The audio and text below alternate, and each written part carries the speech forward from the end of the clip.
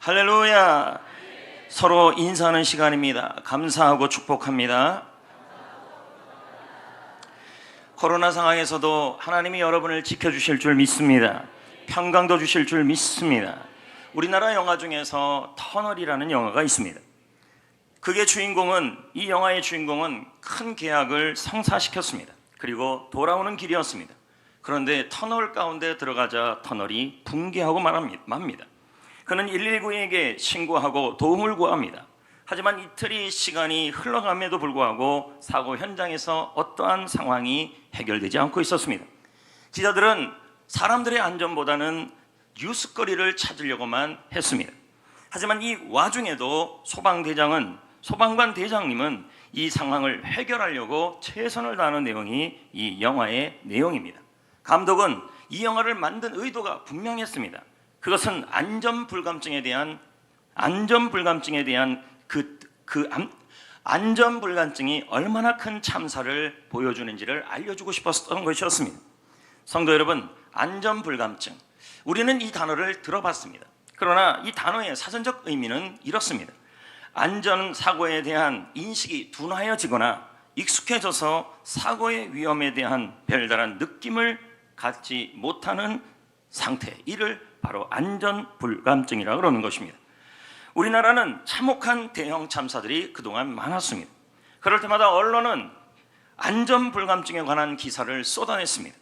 급속한 경제 성장과 그 이면에 숨어있는 조급함이 바로 이 대형 참사로 이어졌다고 말하는 것이었습니다. 그런데 여러분, 안전불감증보다 더 심각한 불감증이 있습니다. 그것은 바로 감사불감증입니다. 감사불감증이란 무엇일까요?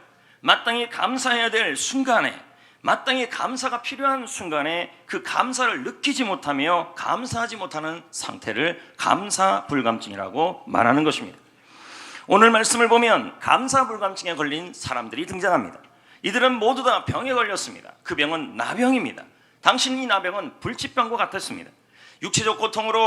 유체적으로 큰 고통을 겪는 것이 바로 이 나병이었습니다. 지금 시대와 똑같이 이 나병은 전염병이라 생각해서 나병에 걸리게 되면 격리를 시키는 것입니다. 다 나을 때까지 사회적 거리를 유지시키며 살아야 했습니다. 구약 율법으로 보면 이 나병은 부정한 사람으로 취급을 받았습니다. 그런데 이들이 오늘 말씀에 보면 예수님을 만납니다. 그리고 예수님은 이들에게 소망을 선포하는 겁니다. 제사장에 가서 몸을 보이라. 당시 제사장에게 몸을 보이라는 말은 나병의 치유 여부를 확인하는 완전한 치유의 절차였습니다. 이들은 이 예수님의 말씀을 듣고 믿음으로 제사장에게 가다가 몸이 나아버린 것이었습니다. 그런데 그 중에 한 명만이 예수님에게 돌아와 감사를 했다는 내용입니다. 이때 예수님이 이 상황에 대하여 강력하게 외치는 말씀이 오늘 본문에 나옵니다. 본문 17절을 다 같이 읽어보겠습니다. 읽습니다.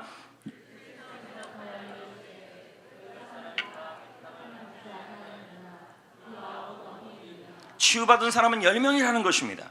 그런데 한 명만 돌아왔다는 것입니다. 그리고 예수님께 감사한 것입니다. 그러면 9명이 사라진 것이죠. 예수님은 감사하는 사람을 찾고 있었습니다. 그래서 외쳤습니다.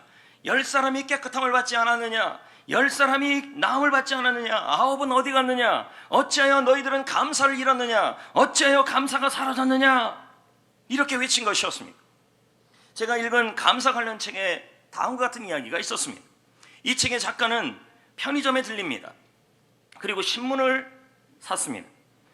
그런데 편의점 주인이 신문을 사는 동안에 감사를 3번 이상을 하는 겁니다. 감사합니다. 감사합니다. 감사합니다. 그 말을 듣자 이 작가는 이런 마음이 들었습니다. 다음번에 뭔가 살 일이 있으면 또 와서 사야지. 이 마음이 들었던 것이었습니다. 그리고 바로 잡화점으로 들렸습니다. 가서 서리철을 2개를 샀습니다. 근데 주인은 감사합니다는커녕 닭 보듯이 쳐다보았습니다. 혹시 내가 뭐 잘못한 것이 있냐 생각이 들었다 그럽니다. 그런데 이 가게의 주인은 저번에 형광등을 살 때도 닭 보듯이 보기만 했던 것이었습니다. 이 작가는 이런 마음이 들었습니다. 다시는 이 가게 가나봐라. 마음이 안 가고 싶은 마음이 들었다는 것입니다. 성도 여러분, 하나님의 입장에서 본다면 하나님이 만나고 싶고 다시 찾고 싶은 사람은 누구일까요?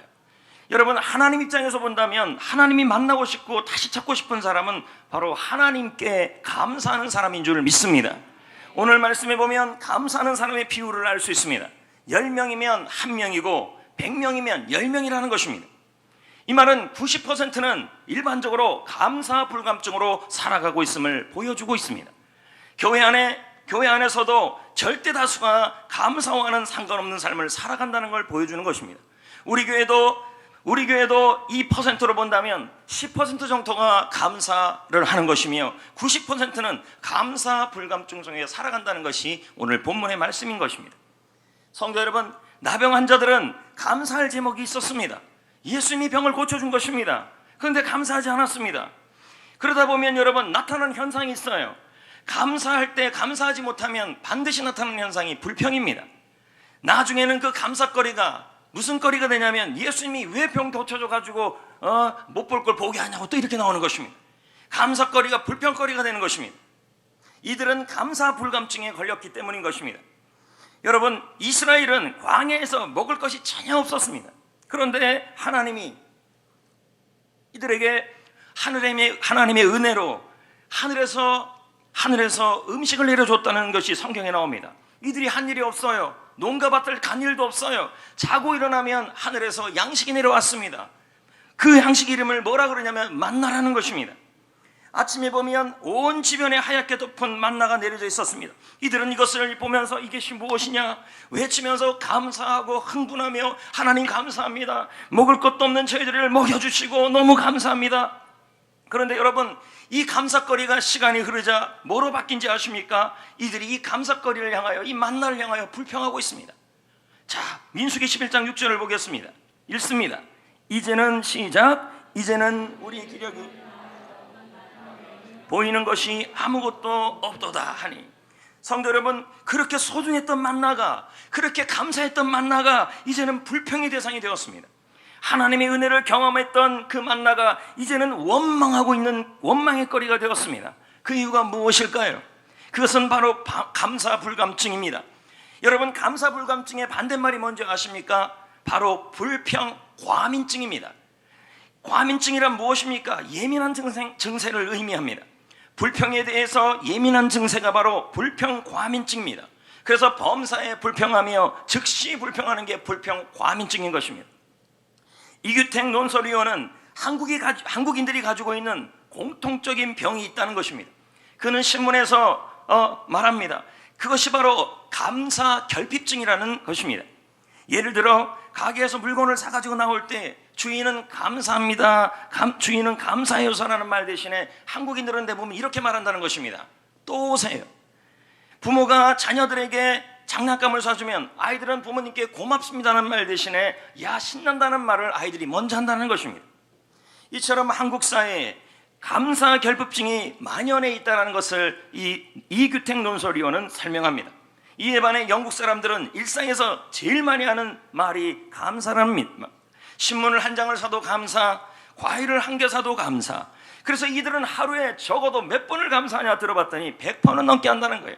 그래서 감사 캠페인 하는 분들이 이 100번의 감사를 하루에 하자는 말이 여기서 나온 것입니다. 우리는 이렇게 생각할 수 있습니다.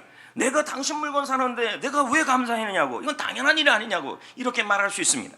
하지만 영국 사람들은 그렇게 생각하지 않습니다. 그 상점이 나로 하여금 이 물건을 살 수 있도록 준비하여 주었기 때문에 감사하다는 것입니다. 성도 여러분, 스탠퍼드 의대 필립 하트 박사는 아주 흥미로운 결과를 내놓았습니다. 그는 만약 지구상의 인구가 100명 마을로 축소한다면 어떤 모습일까라고 생각해 봤습니다. 물론 지금 인구는 60억, 70억이 넘지만 전 세계 인구를 100명으로 보면 어떤 모습일까를 생각해 보았다는 것입니다. 그 중에 57명이 아시아인이고 21명이 유럽인이며 14명이 미국인이며 8명이 아프리카인이라는 겁니다. 퍼센테이지가 그렇다는 거예요. 성별로 보면 남자가 22명이면 큰일 나죠.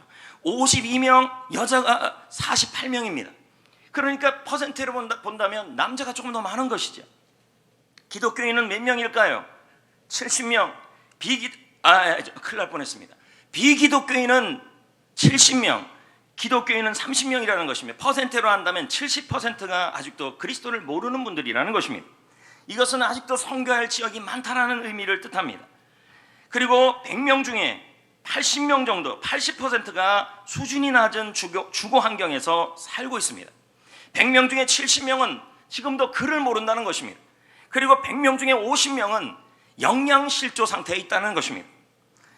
대학 교육을 받고 컴퓨터를 가진 사람 100명 중에 몇 명일까요? 이 말은 전 세계의 100%로 본다면 지금 대학 교육을 받고 개인 퍼스널 컴퓨터를 가지고 있는 사람이 몇 명이나 되냐는 거예요. 전 세계에 100명으로 기준을 본다면 1명이라는 거예요. 그럼 우리나라를 보자는 거예요. 전부 너나 할 것 없이 컴퓨터 없는 집이 어디 있습니까? 교회다 보면 컴퓨터 숫자만 세어도 몇십 대가 넘어갑니다.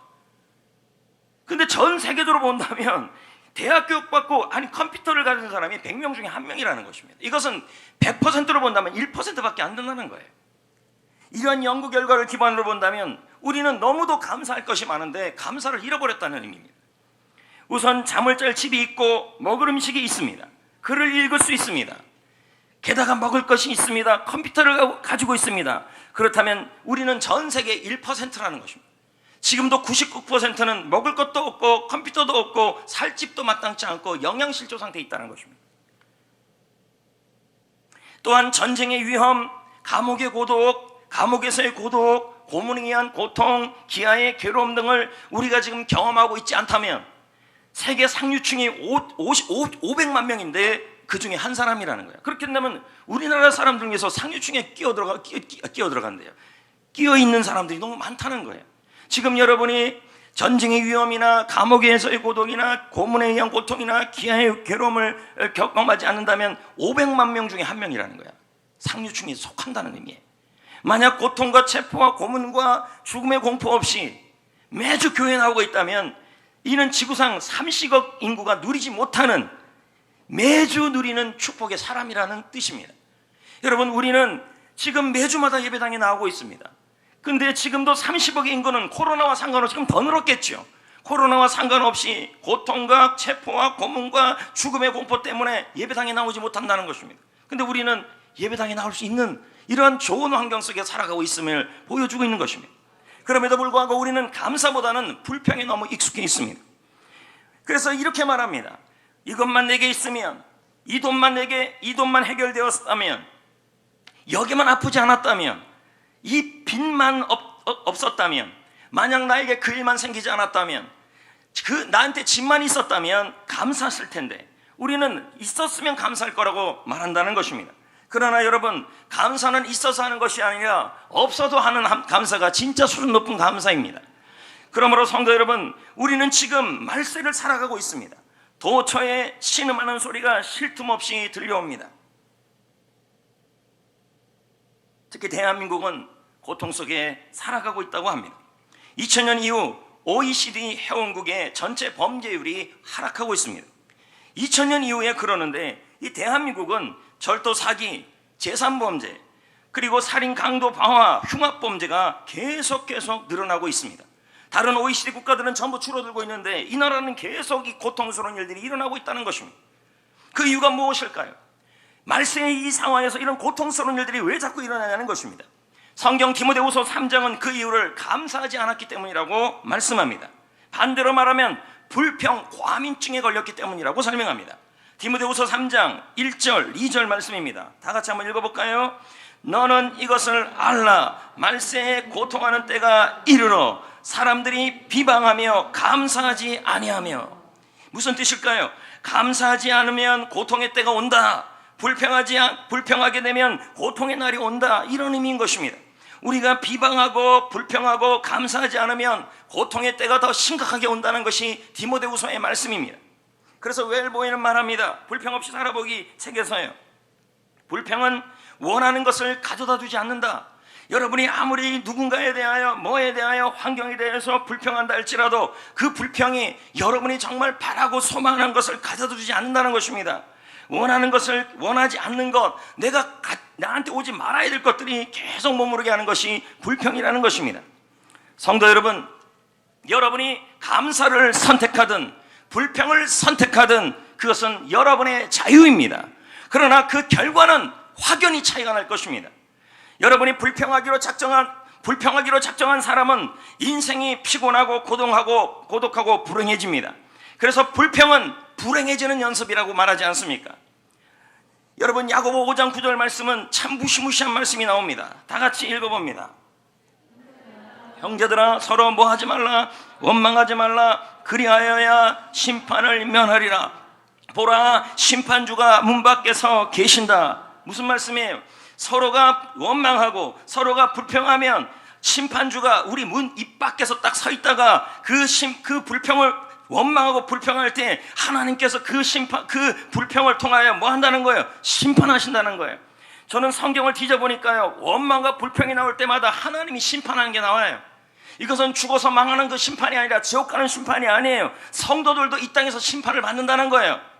우리는 근데 주위를 다니면서 이런 말을 하잖아요. 누가 뭐라 카더라 그러면서 불평을 카더라 통신을 사용해서 말하는 것입니다. 근데 여러분, 하나님은 불평하는 사람을 심판하시는데요, 어떻게 심판하는지 보십시오. 고린도전서 10장 10절입니다 읽어볼까요? 시작. 그들 가운데 어떤 사람들이 뭐 했어요? 원망하다가 멸망시키는 자에게 멸망하였나니 너희는 그들과 같이 원망하지 말라. 여러분, 여기서 원망이란 단어는 다 불평입니다. 근데 불평하니까 하나님이 심판하셨다는 거예요. 멸망시켰다는 거예요. 여러분, 그러면 이 멸망이 하나님의 민족이, 하나님의 백성이, 하나님의 자녀가 멸망하진 않아요. 근데 이 원문의 뜻은 진짜 지옥 가는 그 멸망을 의미하는 게 아니라는 겁니다. 원문의 뜻은 이런 뜻입니다. 상실하다, 잃어버리다, 손해보는 일이 일어난다. 결국 뭐예요? 불평하는 사람은 하나님이 그 불평 때문에 심판을 하시는데 어떻게 한다는 거예요? 불평하는 즉시 딱 문 밖에 서 있다가, 입술 밖에 서 있다가, 입술이 성경에 보면 거의 문으로 해석이 됩니다. 서 있다가 뭐예요? 상실하고 잃어버린 일들이 일어난다라는 말입니다. 그걸 누가 그렇게 하신다는 거예요? 하나님이 불평에 대하여 심판하신다는 말이에요. 여러분, 이 이야기가 민수기 16장에도 등장해요. 고라와 다단과 아비람이라는 이 무리가 뭐예요? 이들은 원망을 하기 시작했어요. 누구를 원망했냐면 아론을 원망해요. 주의 종을 원망한 것이었어요. 여기서 이 원망이라는 단어가 무슨 뜻이냐면 불평하다, 불만을 표현하다, 그리고 투덜거리다, 이런 뜻이에요. 그러니까 이 고라와 다단과 아비람은 아론을 향하여 불만을 표현하고 투덜거렸다는 것입니다.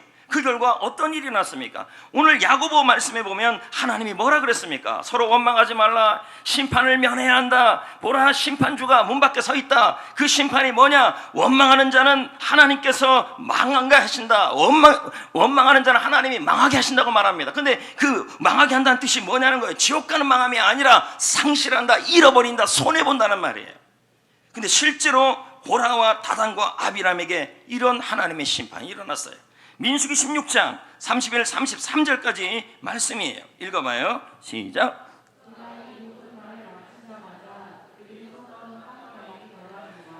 땅이 그의 입을 열어 그들과 그들의 집과 고라에게 속한 모든 사람과 그들의 재물을 삼키며, 벌써 손해잖아요.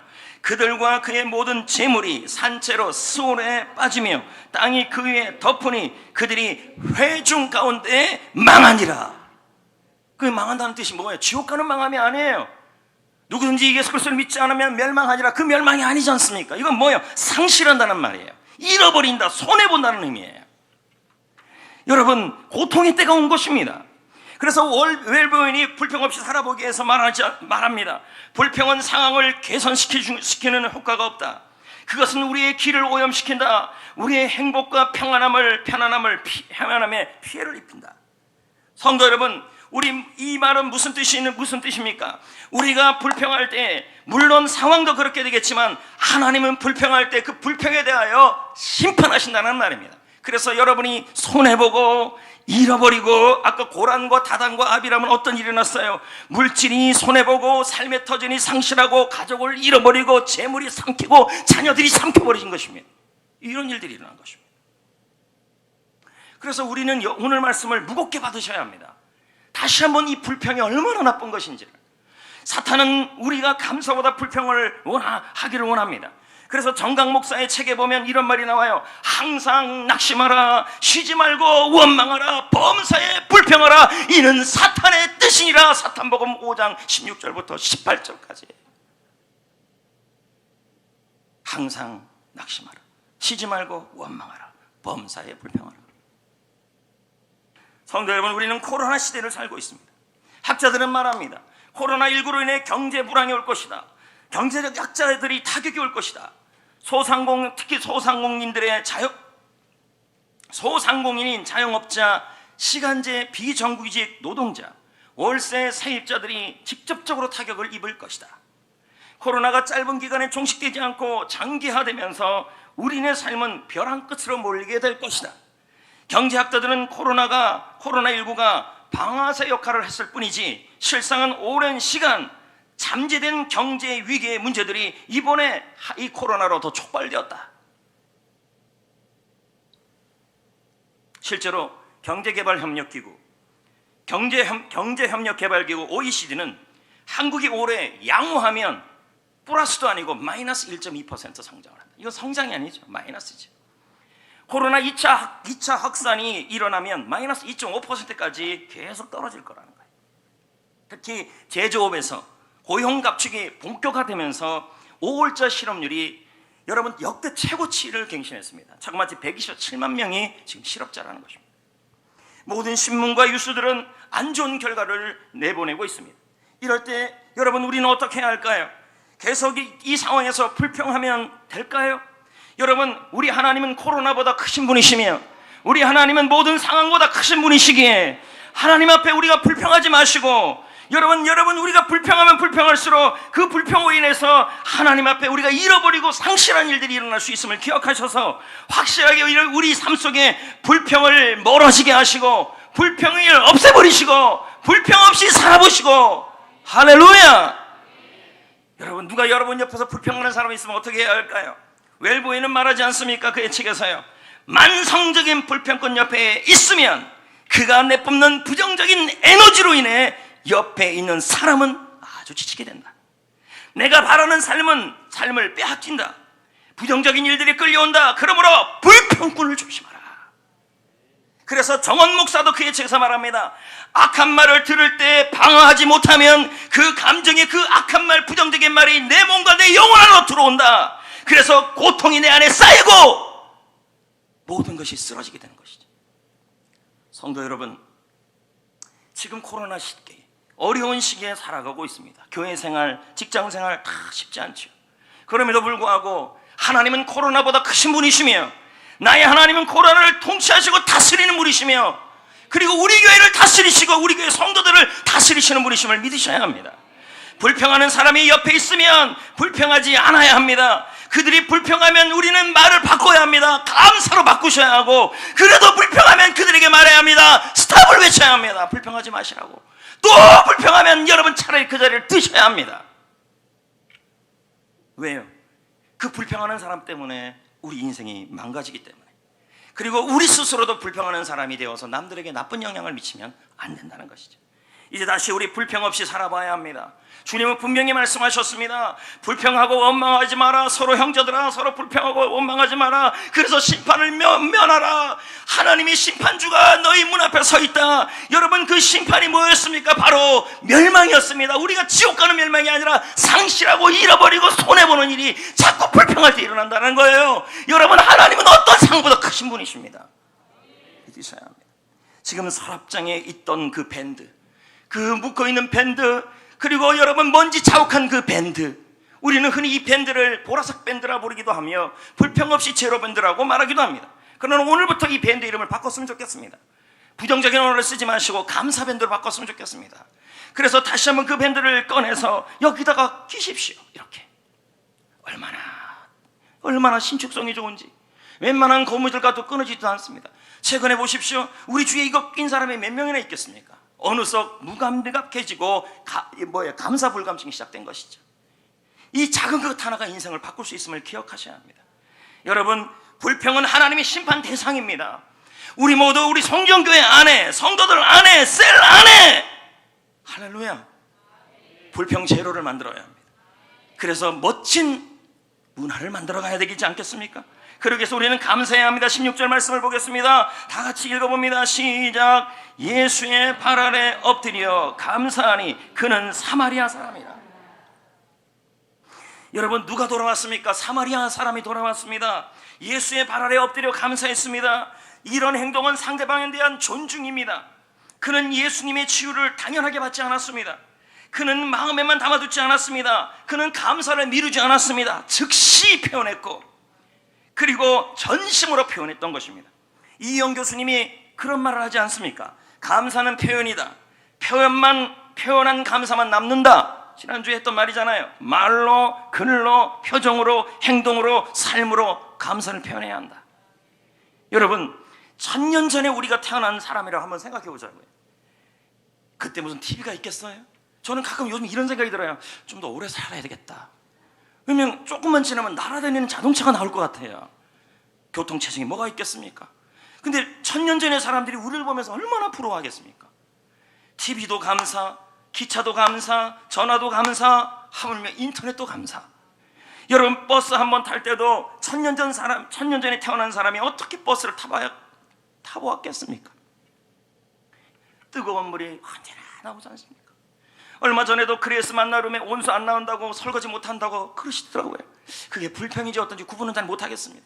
그러나 그 말을 또 마음에 담아두었다가 그걸 또 온수 나오게 해놨어요. 설거지 하라고요. 여러분, 우리 예전에는 여러분 뜨거운 물이 뜨거운 물이 언제나 나오는 목욕탕이 있지 않습니까? 지금 기름값이 많이 나오고 가스값이 나와서 그렇지만 수세식 화장실은요 1000년 전에는 상상도 못한 일이에요. 근데 이 모든 것이 뭐예요? 감사이고 범사에 감사해요. 얼마 전에 잠깐 TV를 보는데 어떤 나이 많은 80 넘으신 노할머니가 나오셔서 이렇게 말하더라고요. 예전에 제가 살았던 시절에 해도요, 나무 껍질 벗겨서 먹고 살았는데 지금은 참 이렇게 먹을 게 많아요.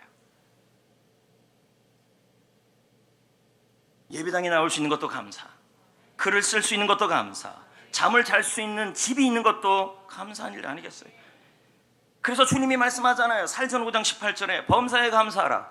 이는 그리스도 예수 안에서 너희를 향하신 하나님의 뜻이다. 하나님의 뜻이다. 우리는 가끔 묻잖아요. 이럴 때 뭐가 하나님의 뜻이에요? 여러분, 하나님의 뜻은 확실해요.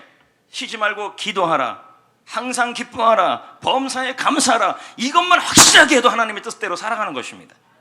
그러면 이제 어떻게 감사해야 될까요? 이영 교수가 말하지 않았습니까? 감사하는 방법 4가지를요 기억나시는지 모르겠습니다. 지난주에요. 즉시 감사하라, 당사자에게 감사하라, 구체적으로 감사하라, 화끈하게 감사하라. 근데 누가 이렇게 감사했어요? 이 사마리아 이분이 이렇게 감사했어요. 즉시 감사했죠, 화끈하게 감사했죠, 성실하게 감사했죠, 당사자인 예수님이 감사했죠, 그리고 자신을 고쳐주심을 감사했죠. 우리도 감사할 일이 있으면 즉시 미루지 말고 표현하시면서 구체적으로 성의 있게 화끈하게, 그리고 감사 일기장도 좀 써보셔야 할 줄 믿습니다. 왜요? 표현하지 않는 감사는 남지 않기 때문이며, 표현해야 하나님이 기쁨의 날을 주기 때문입니다. 다음 주는 매출 감사주일 아닙니까? 지난 6개월을 지켜주신 하나님께 감사하며, 코로나 상황에서도 지켜주시고 힘든 상황을 이겨내게 해주신 하나님, 그래도 다른 사람들은 다른 나라에 사는 사람들은 검사도 못 받고 그렇게 살아가는데, 우리는 그래도 힘든 상황을 이기게 하시고 건강하게 하시고 지켜주시는 이 모든 상황을 주신 하나님께 감사하는 날, 그리고 남은 6개월 동안도 하나님이 지켜주시고 채워주실 것을 미리 믿음으로 감사하는 날, 그게 바로 매주 감사주일입니다. 시편 50편 23절을 말씀합니다. 다 같이 한번 큰 소리로 읽어봅니다. 시작. 감사로 제사를 드리는 자가 나를 영화롭게 하나니 그의 행위를 옳게 하는 자에게 내가 하나님의 구원을 보리라. 할렐루야. 하나님은 감사하는 자에게 구원을 주신다는 것입니다. 기쁨을 주시고 소망을 주시고 능력을 주시고 하나님이 건져주시고, 감사하면 하나님께서 해결하여 주시고, 그래서 그런 말이 있잖아요. 감사는 모든 축복의 열쇠이고 문제 해결의 열쇠이다. 정강 목사가 말합니다. 불평을 던지면 불평이 돌아오고, 감사를 던지면 치유와 회복과 행복과 더 큰 감사 제목이 돌아온다. 여러분, 서순환 장로님 우리 교회 예전에 왔다 가지 않았습니까? 그분이 그런 말 하지 않았어요? 서순환 노래교실을 시작하고 나서 정말 돈을 긁어 모았다고요. 얼마나 많이 모았습니까? 근데 그분에게 시련이 찾아왔잖아요.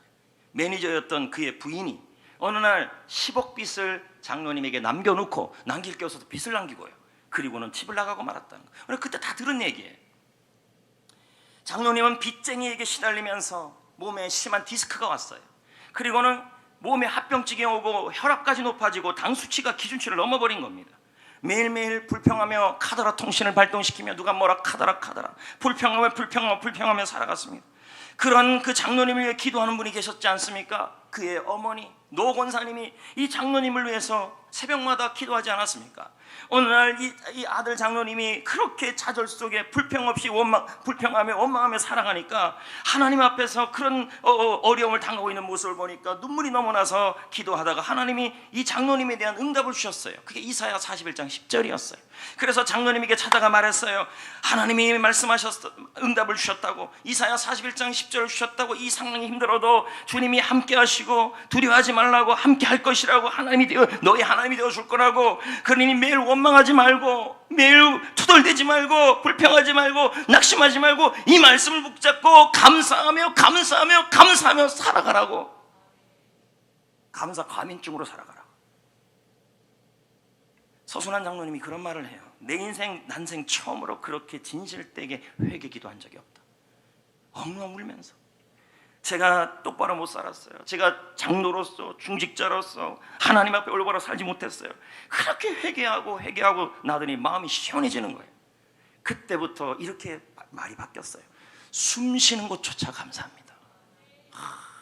숨 쉬는 것조차 감사합니다. 그는 마치 감사 과민증에 걸린 것처럼 모든 일에 감사하기 시작했어요. 즉시 감사, 화끈하게 감사, 구체적으로 감사, 편함에 감사.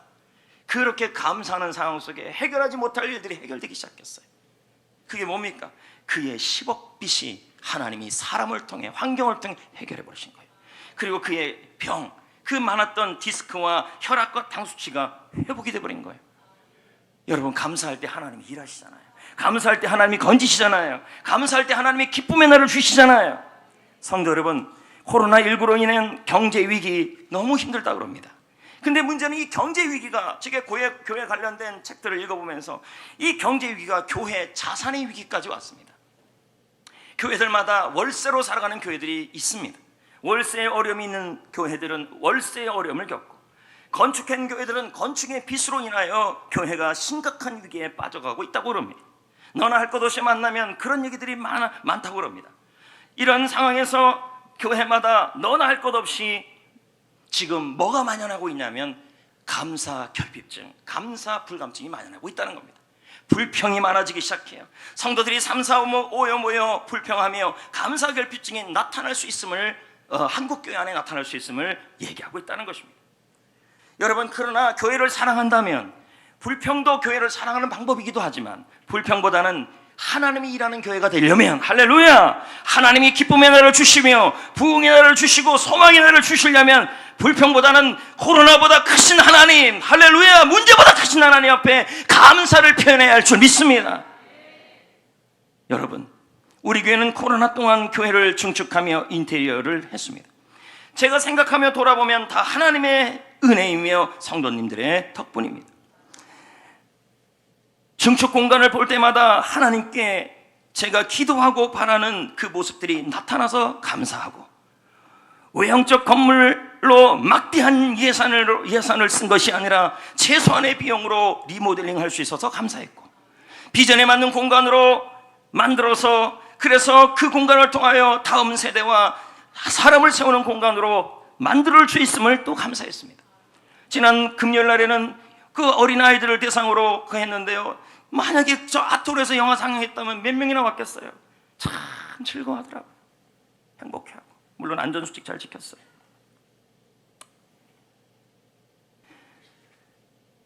지난주 비가 와서 쉼터 공사가 마무리되지 못했습니다. 그래서 이번 주에 또 진행해야 합니다. 아기 엄마 예배실, 거기에 타일도, 화장실에 타일도 좀 붙여야 하고, 아직도 많이 남았습니다. 자꾸 그래서 죄송한데 지금 생각이 안 나서 그런 거예요. 대신 지난주에는 본당 교육관과 소그룹룸 전체의 장판과 논슬립 작업을 했습니다. 또 식당 뒤 계단, 성가대 올라오는 그쪽도 장판으로 아주 이쁘게 했습니다. 지난주 주의 종으로서 유초등부 학생들을 위하여 장판을 하고 싶다는 마음을 제가 전한 적이 있습니다. 그랬더니 몇 분이 감동을 받고 헌물을 했습니다. 저는 월요일 아침에 교육관을 돌아보았습니다. 그랬더니 소그룹, 데코룸, 중보기도실, 아론과 기도실, 여러분 그전엔 제가 그게 안 보였습니다. 엉망엉망이었습니다. 논술림은 썩어 있고 나무는 썩어 있었고 장판들은 다 올라와 있었습니다. 그동안 그게 제가 안 보였던 이유는 거기는까지는 생각도 엄두도 못 내었기 때문이었습니다. 그날 아침에 관계자와 수없이 이야기를 했습니다. 어떻게 해야 될까? 비용 관련해서 계속 더 어떻게 할 수 없으니 어떻게 좀 해보자. 그래서 그냥 믿음으로 그냥 하자 그랬습니다. 그랬더니 하나님이 나머지 부분까지도 다 채우셨습니다.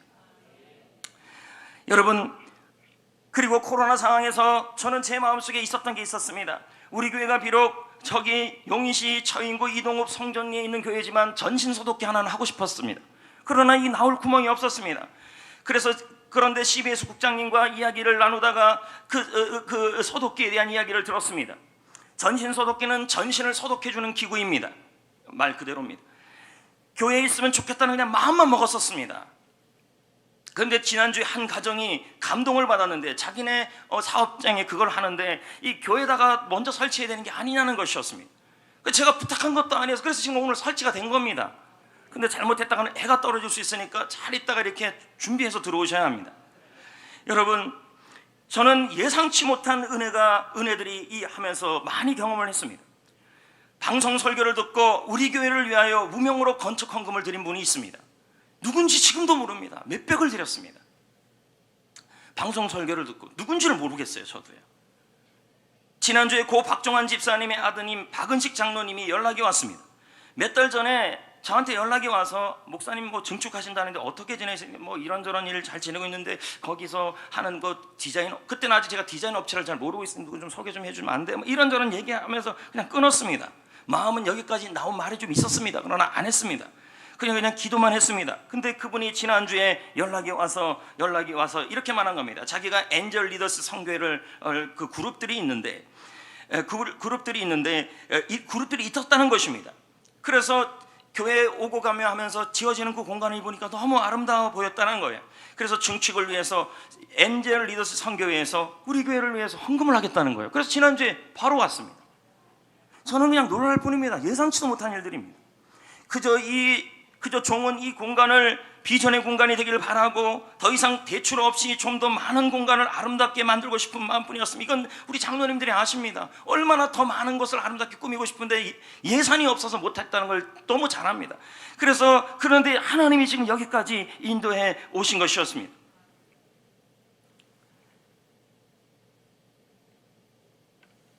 저는 교회 중축이 시작되면서 새벽마다 기도했습니다. 빌립보 4장 19절, 시편 1편 3절. 나의 하나님이 그리스도 예수 안에서 영광 가운데 너의 쓸 것을 다 채운다. 하나님이 네가 하는 모든 일을 다 형통하게 할 것이다. 하나님 아버지, 교회 중축과 인테리어에 이것이 필요합니다. 그러나 더 대출은 하고 싶지 않습니다. 주님께서 필요한 것을 채워 주십시오. 하나님 종이 하는 모든 일을 형통하게 하여 주십시오. 하나님이 주의 종과 함께함을 우리 성도들이 보여 주옵소서. 주님의 교회를 아름답게 만들고 싶은 종의 마음을 하나님이 보십시오. 수없이 기도하고 기도했습니다. 그랬더니 하나님이 제가 생각한 것도 채우시고 생각한 것 이상을 일하여 주셨던 것이었습니다. 정말 중축하면서 많은 기적을 저는 경험하고 있습니다. 성도 여러분, 교회 중축과 인테리어 과정에서 사실 대출이 좀 있었습니다. 그 대출도 감당할 수 있을 만큼만 했습니다. 더 많은 대출이 필요했습니다. 그리고 더 했으면 좋겠다는 마음이 수없이 들었습니다. 그러나 더 하지 않았습니다.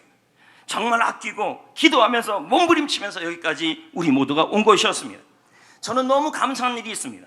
코로나 전이나 코로나 이후에나 우리 교회는 지금도 원금을 갚고 이자를 갚으며 매달 돌아가고 있습니다. 너무 감사합니다. 코로나 전이나 코로나 전후나 제가 김대웅 장로님께 물었습니다. 어떠해요? 그랬더니 목사님 변함없이 잘 돌아갑니다. 문제 없습니다. 걱정 안 해도 됩니다. 아무 문제 없습니다. 하나님은 훨씬 크신 분이신데, 그리고 우리가 감당할 수 있을 만큼만 했고 그 이상은 안 하려고 몸부림친 거였어요. 이 모든 것이 하나님의 돌보심이고 저는 여러분들의 헌신 덕분이라고 생각합니다. 지난주에도 이것저것 청소하시고 땀 흘리며 헌신하고 섬기는 분들이 참 많았습니다. 물론 시간이 되지 않는 분들은 교회에 대한 사랑과 기도로 섬겨주실 것이라고 저는 믿습니다. 정말 감사하고 너무 고맙습니다. 어떨 때는 증축이 빨리 끝나기를 너무 바랍니다. 근데 제가 해보니까 건축이요, 내 뜻대로 안 돼요. 저는 지난주에 끝날 줄 알았어요. 근데 비가 와가지고 장마 이틀이 와가지고 다 못 끝나. 그래서 지금 방목 지금 반 깔다 마른 거 아닙니까? 이틀은 또 쉬어가지고요. 그래서 저는 그렇게 생각해요. 빨리 끝나야 조금 쉬고 제자훈련 시작하는데 지금 상황이라면 안 돼요. 지금 이제는 그냥 마음 비우려고요. 끝나고 시작하려고 했던 제자훈련은 끝나든 안 끝나든 그냥 할 겁니다. 이제부터는 건물만이 아니라 사람을 또 세워야 하잖아요. 이 귀한 공간에서. 할렐루야. 여러분, 앞으로 저는 교회 곳곳을 돌아보면서 약간의 부족한 부분들은 우리 모두 채워가야 할 것입니다. 파라솔이 너무 불편했습니다. 제가 이제 돌아보니까, 왜냐하면 줄로 이렇게 하는 거예요. 그러니까 다 안 펴요. 이거 얼마나 귀찮으면 안 펴는지 제가 보니까. 그래서 제가 가구 집사님께 그랬습니다. 이 파라솔 잘못 온 거 아니냐고. 그랬더니 더 좋은 게 있다는 거예요. 뭐 이때 돌리면 올라가고 돌리면 펴지는 게 있대요. 그거 안 좋냐 했더니 죄송하다 그러더라고요. 그래갖고 바꿔달라 그랬어요. 다 바꿔달라 그랬어요. 여기 위에 5개, 여기 7개 싹 바꿔달라 그랬어요. 이제 들어올 때. 그래서 여러분, 돌리면 돼요. 이제 돌리기만 하면 돌리고 열리고 파라솔이 쫙 펴지고. 또 기회가 되면 저 뒤에 있는 본당문 교체, 본당 바닥, 성가대실 저기 바닥, 저기 견적 제가 다 받아봤어요 벌써요. 했더니 이거 목공 작업을 해야 돼요. 그러니까 비싸지는 거예요. 제가 얼마 드는지는 알고 있어요. 뭘 생각할 거 아니겠어요. 하면 참 좋겠습니다. 비전센터 1층, 2층 계단 타일 공사, 중세민화실, 소세민화실 타일 도배 등. 왜요? 이 공간들은 10년이 넘은 공간들이 이게 너무 많이 낡아 있는 부분들이 좀 있었습니다. 그때가 언제일지는 저는 잘 모르겠습니다. 하지만 하나둘씩 이루어진다면 성도님들이나 하나님의 은혜나 각계각층의 도움과 헌신 때문일 것입니다. 그리고 이미 하나님은 일하고 있습니다. 혹시나 나는 못하는데, 나는 힘들어서 안 되는데 하면서 부담감을 느끼는 분들이 있을 것입니다. 저는 이해가 됩니다. 충분히 이해가 됩니다. 교회를 사랑하기에 그런 마음도 드는 것입니다. 안 그렇겠어요? 교회를 사랑하니까 나는 못하는데, 나는 좀 어려운데, 교회 사랑하는 마음이 없다면 그런 마음조차 안 들겠죠. 대신 여러분, 중축이 잘 마무리가 될 수 있도록 더 많이 기도해 주시면 되는 거예요. 그리고 헌물하는 사람들이 있다면 격려해 주시고, 또 헌물한 사람을 향하여 저 집은 저렇게 회사가 어렵다면서 저런 거 하네, 그런 말 하지 마시고 믿음으로 하는 거니까. 그리고 헌물하신 분들은 헌물 못하는 분들을 정죄할 필요가 없어요. 서로 사랑과 격려로 축복하시고 감사하시면 됩니다. 성도 여러분, 코로나19 상황에서 또 하나님께서는 우리 교회에 기쁨의 날을 주실 줄 믿습니다. 우리 성도님들에게 행복의 날을 주실 것입니다. 자녀 일터와 직장에도 소망의 날을 주실 줄 믿습니다. 그래서 제가 부탁드리는 것이 있습니다. 교회가 감사 문화가 되어야 합니다. 가정의 문화가 감사가 되어야 하고 셀 문화가 감사가 되어야 합니다. 불평이 여기까지 나와도 하나님이 내 입문 밖에서 서 계시지, 그 말 떨어지면 심판하실 거야 하면서 꼭 담으세요. 하나님이 심판하십니다. 교회에서 각 셀리들을 통하여 감사 행진 캠페인을 진행할 겁니다. 뭐 또 하려고요? 하던 거 조금 보강해서 제가 하려고 그래요. 감사 행전, 사도행전처럼 감사의 사람들로 만들어 가자는 캠페인이에요. 적극적으로 여러분 부탁드립니다. 동참해 주십시오. 이제 말씀을 맺겠습니다. 2002년 월드컵에서 우리 대한민국은 4강까지 갔습니다. 그때 감독이 히딩크 감독님이었습니다. 선수들의 약점을 알았습니다. 봤더니 선후배 관계가 너무 거리감이 있어서 경기장에서 소통이 안 되는 거예요. 그래서 선후배를 섞어서 식사하게 했어요. 그리고 경기장에서는 얘 명보야, 얘 선홍아 이렇게 부르게 한 것입니다. 그랬더니 선수들이 너무 자유분방해졌습니다. 그래서 인터뷰할 때 보면 히딩크 감독이 이렇게 말했다는 식으로 하면서 님을 뺐어요. 당시 한국 정서에 맞지 않는다는 생각이 국민들 안에 많았었습니다. 여러분, 윗어른이기 때문에 우리는 님을 붙여야 되는 게 우리나라 정서예요. 그럼에도 불구하고 히딩크 감독님이라고 붙인 선수가 2명이 있었어요. 바로 박지성, 이영표 선수였어요. 히든크 감독이 스카우트하여 네덜란드 아이트호벤으로 데려간 선수들이 이들 둘밖에 없었어요. 참 신기하지 않습니까? 얼마 안 되어 이들은 세계 최고의 프리미어 리그 영국으로 스카웃을 되어 갔습니다. 히든크 감독은 이 박지성, 이영표 선수가 자신에 대하여 인터뷰할 때 감독님이라고 님을 붙였는지 안 붙였는지 알 수는 없었을 것입니다. 그럼에도 불구하고 이 사람들은 감독이 알든지 안 알든지 상관없이 기본적으로 감독에 대한 감사와 존중이 포함되어 있었다는 거죠. 그리고 그들이 스카웃 되었다는 거예요. 이 이야기를 제가 감사에 관련 책에서 읽었어요. 그러면서 그분들이 이렇게 말해요. 사람들도 하나님도 마찬가지라는 거예요. 하나님께서도 감사하는 사람을 밀어주시고 감사하는 사람을 스카웃 하신다는 거예요. 존중이죠. 여러분, 우리 그러잖아요. 누가 마음에 안 들면 아유 거기 님 다 빼버리잖아요. 아유, 건준호 개 뭐 이렇게 나오거나, 아니면 님도 안 붙여요. 그 목사 개 뭐 이렇게 나오시지 않습니까? 아니면 뭐 또 장로 뭐 장로 님은 다 빼버리는 거 아닙니까? 여러분, 이 모습만 봐도 뭘 할 수 있냐? 그 교회 문화를 알 수 있는 거죠. 저는 우리 교회는 안 그러라고 좀 밑보지만 하는 얘기입니다. 여러분, 하나님께서도 하나님께서도 사람들도 마찬가지예요. 하나님도 사람도 감사하는 사람을 밀어주시고 스카우트하시고 쓰시고 축복하여 주시는 것입니다. 분명한 것은 감사하는 사람에게 하나님은 기쁨의 날을 주신다는 것입니다. 이제 여러분, 감사 행정 캠페인을 합시다. 늘 하던 거예요. 우리가 목회서신에 나와 있어요. 하루에 100번 이상 사람들에게 감사하시고, 미루지 마시고, 감사할 일이 있으면 미루지 마시고 감사일기 다시 쓰시고, 그리고 즉시 당사자에게 화끈하게 구체적으로 감사를 표현하시고, 말과 행동과 표정으로 삶으로 감사를 보여줍시다. 그래서 여러분, 감사 불감증이 아니라 감사 과민증이 걸리시길 바랍니다. 그래서 우리 교회가 감사 캠페인이 넘쳐나서 하나님이 이 위기에 쓰임받는 교회가 되기를, 가정이 되기를, 회사가 되기를 축복합니다.